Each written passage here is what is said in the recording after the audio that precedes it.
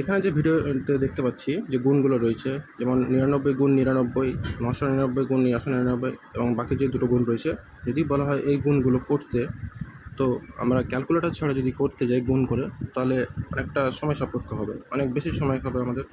তো এইগুলো সহজে গুণ করার কী পদ্ধতি সেটা দেখে নেব। খুবই সোজা পদ্ধতি। যেমন হচ্ছে এখানে যেমন আমাদের জিজ্ঞেস করেছে 99 ইন্টু 99 কত হবে। তো এটা বোঝানোর আগে আমি একটা ছোট্ট করে উদাহরণ দিয়ে বোঝাতে চাই।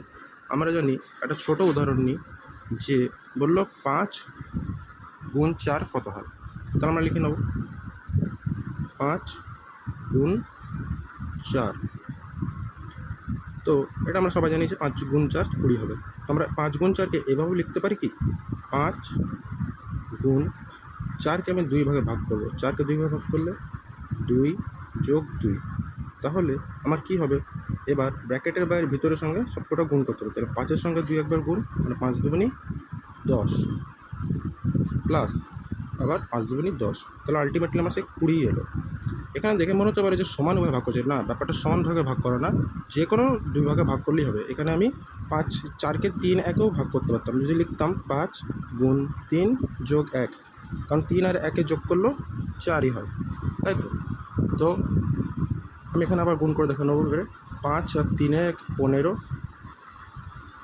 যোগ 5 1-এ 5, সে আমার 20 আসছে। ঠিক আছে। তেমনি এখানেও বড় সংখ্যাগুলোকেও ভেঙে নিতে পারি আমরা। যেমন ফার্স্টে যদি ধরি 99 গুণিত 101, তাহলে 99 গুণিত 101কে আমরা কীভাবে লিখব। তাহলে এখানে 99কে আমি রেখে দিলাম 99, 101কে আমি ভাঙবো, 101কে ভাঙলাম 100 যোগ 1, ভাঙতেই পারি। তাহলে 100 যোগ 1কে আমি ভাঙলে এবার আমি 99-এর সাথে 100কে একবার গুণ করবো, তাহলে 9900 যোগ 99-এর সঙ্গে 1, তাহলে 99। তাহলে অ্যান্সার আমার কত হলো, এটা যোগ করলে হয় 9999। তাহলে এটাই আমার অ্যান্সার। খুবই সোজা পদ্ধতি। এবার যদি আমাদের বলা হয় 99 গুণ 99, মানে কি, এটাও করি। 3 নম্বর 2, এটা করলাম যেটা, সেটা হচ্ছে 3 নম্বর, এটা 4। ঠিক আছে।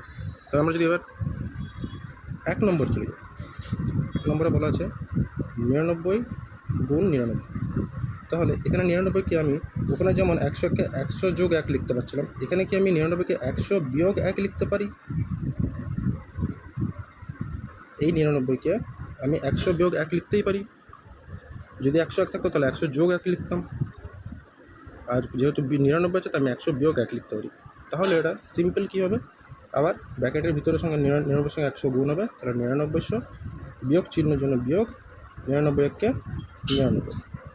তাহলে এই দুটো বিয়োগ করলে যেটা অ্যান্সার, সেটাই অ্যান্সার বেরিয়ে যাবে। তাহলে এটা কত হবে, 99 বাদ দিলে এখানে 1,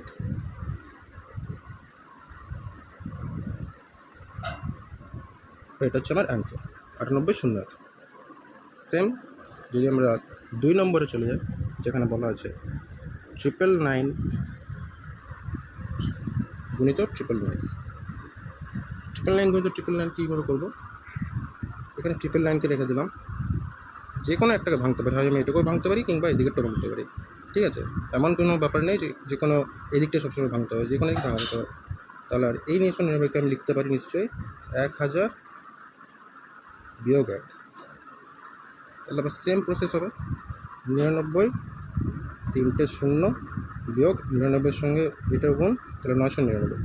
তাহলে এটা বিয়োগ করলে অ্যান্সার আপনার চলে আসবে। 4 নম্বর যেটা 55 গুণ 22, 4 নম্বরটা দেখি।